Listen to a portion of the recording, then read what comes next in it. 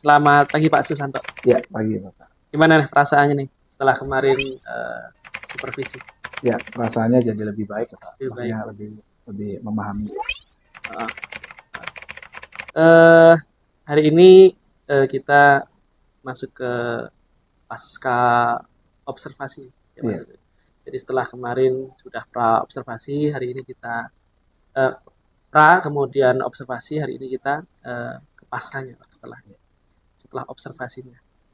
Eh, Kira-kira Pak Santo dari kegiatan observasi kelas kemarin yang sudah Pak Santo lakukan, aktivitas apa yang akan Bapak perbaiki atau kembangkan di pembelajaran berikutnya? Jadi untuk aktivitas yang akan diperbaiki itu adalah untuk aktivitas awal Pak. Jadi untuk aktivitas awal itu jadi di asesmen awal tuh Pak. Kalau kemarin kan mungkin kurang begitu, ya menurut saya Pak, karena saya masuk jadi kurang begitu bagus lah. Makanya untuk asesmen awal ini nanti saya akan mencoba memperbaiki dengan memancing anak-anak untuk memberikan sebuah pertanyaan. Oh gitu, Iya. dengan pertanyaan gitu ya? Iya. Pertanyaan. Tujuannya apa itu Pak? Tujuannya adalah agar siswa lebih bisa memahami materi yang nanti akan disampaikan Terus kemarin materinya tentang norma. norma ya? Iya. Norma, tentang norma. Nanti kalau misalkan kegiatan asesmen awal itu sudah dilakukan, tentu kan ada ukuran keberhasilan. Iya, ukuran keberhasilannya itu kira-kira kalau Pak Santo lihat seperti apa? Ya, kalau yang saya lihat tujuan keberhasilannya itu adalah ketika anak-anak bisa memahami norma, kemudian bisa mempraktekkan dari kegiatan tersebut, maksudnya dari materi tersebut, Pak. Jadi di sekolah ataupun di lingkungan masyarakat. Oh gitu. Jadi baik di lingkungan sekolah, ataupun lingkungan masyarakat atau keluarganya juga ya. Keluarganya juga termasuk ya. Siapa saja Pak nanti yang bisa mendukung kegiatan untuk pengembangan asesmen awal itu? Untuk asesmen awal ini jelas kalau untuk di lingkungan sekolah itu ya sekolah Pak. Jadi guru-guru yang ada di sekolah. Kemudian untuk di rumah juga nanti ada orang tua gitu, untuk bisa ya mendorong keberhasilan ini, keberhasilan.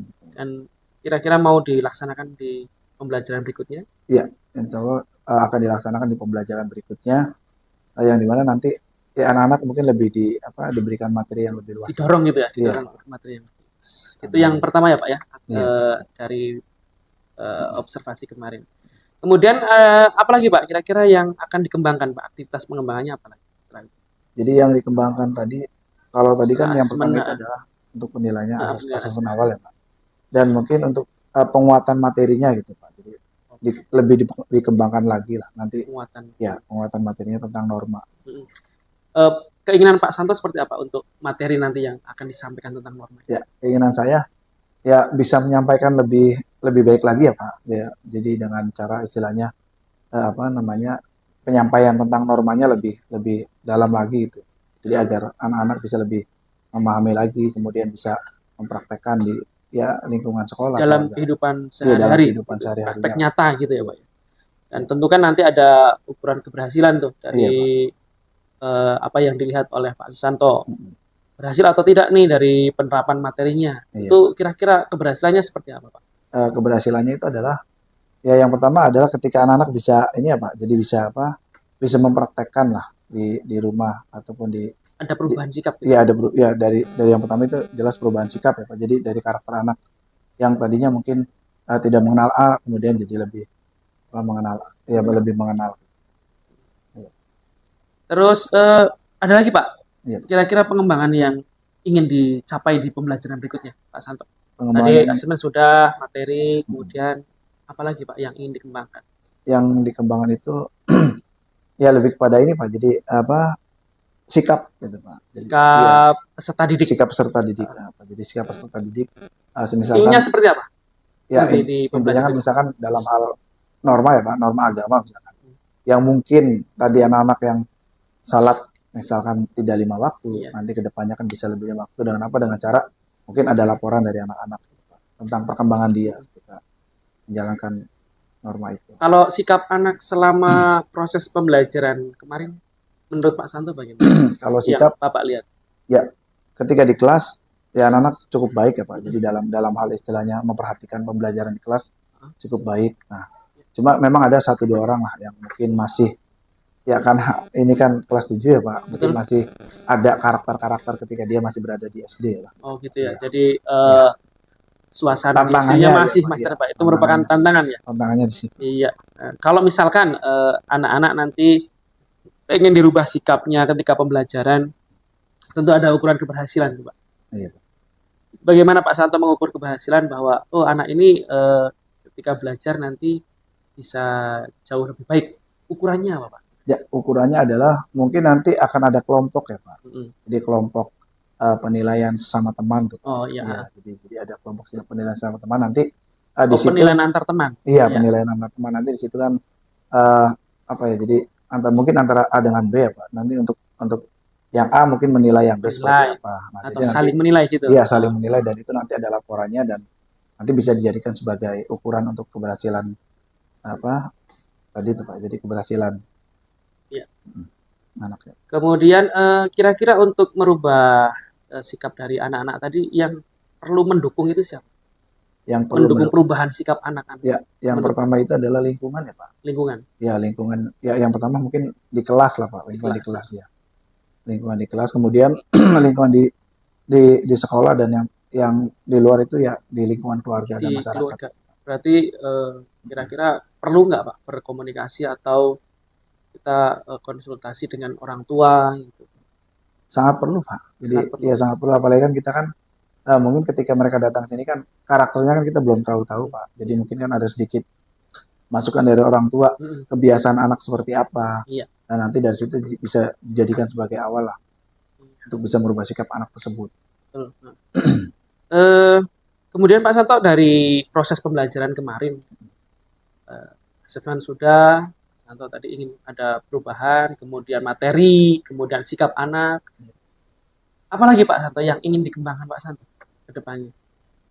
Dari proses supaya Pak Santo misalkan pengen memberikan pelayanan terhadap anak itu kira-kira apa yang pengen dikembangkan? Yang pengen dikembangkan itu kalau tadi kan untuk penilaian sudah ya Pak. Materi sudah, sikap, kemudian sikap anak. Sudah. Ya modul ajaran itu ya Pak. Modul. Ya, modul berarti ya. Termasuk media ya. Iya medianya. Seperti apa Pak Santo? Pengennya itu? Ya pengennya jadi lebih seperti apa? Jadi untuk saat ini kan kita kan masuk ke IT ya Pak. Iya betul. IT. Nah jadi inginnya agar istilahnya lebih apa ya? Jadi medianya itu Pak. Jadi medianya itu lebih pengen dilengkapi lagi. Variatif. Iya lebih variatif, misalkan menggunakan fokus betul.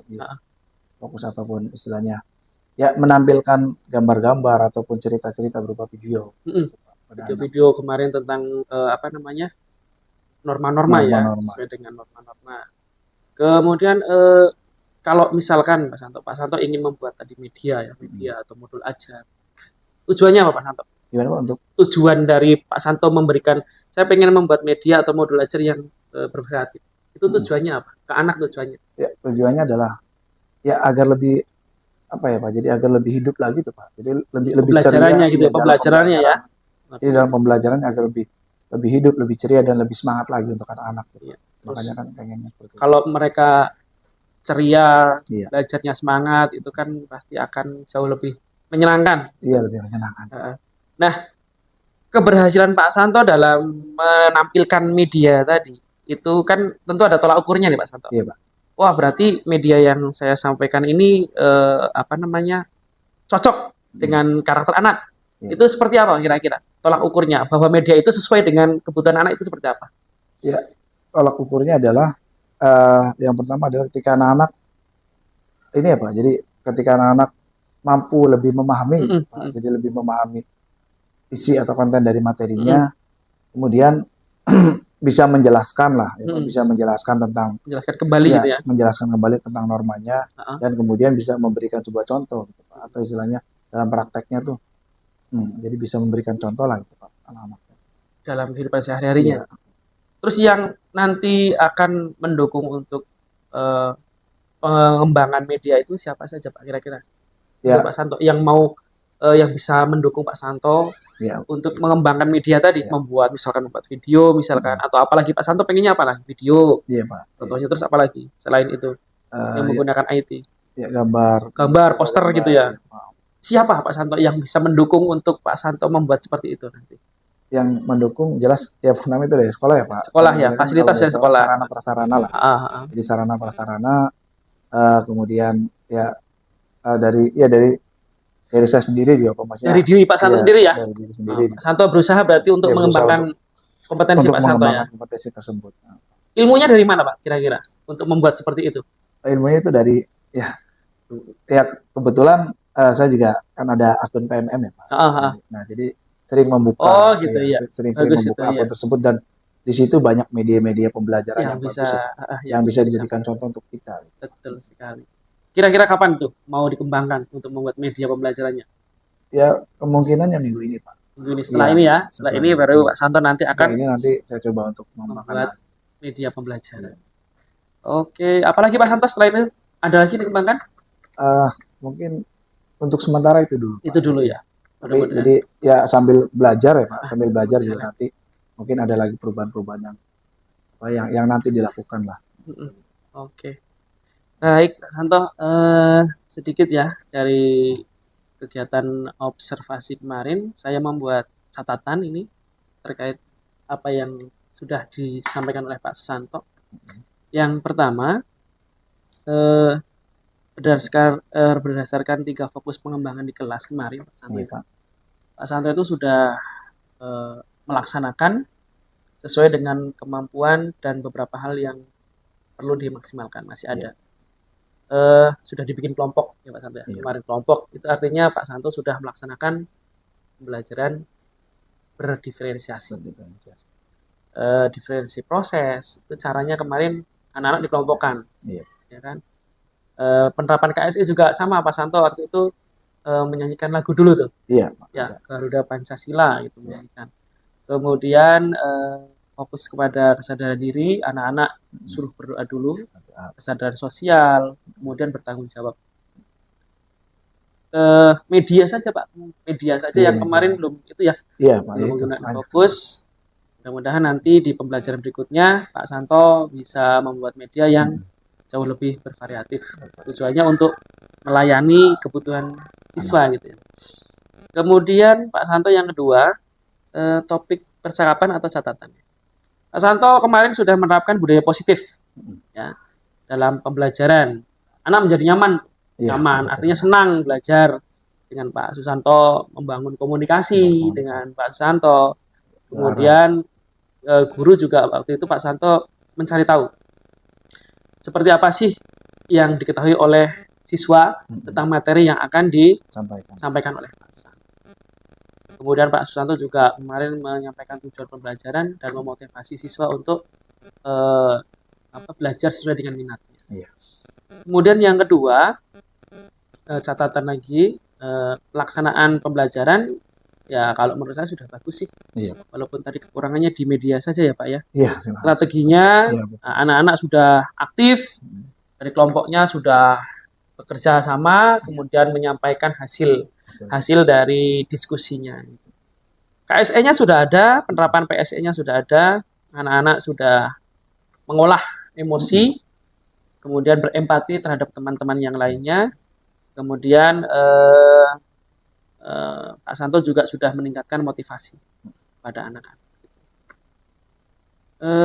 Mungkin yang perlu dilakukan untuk pertemuan Pak Santo berikutnya yaitu penggunaan media dan meningkatkan komunikasi.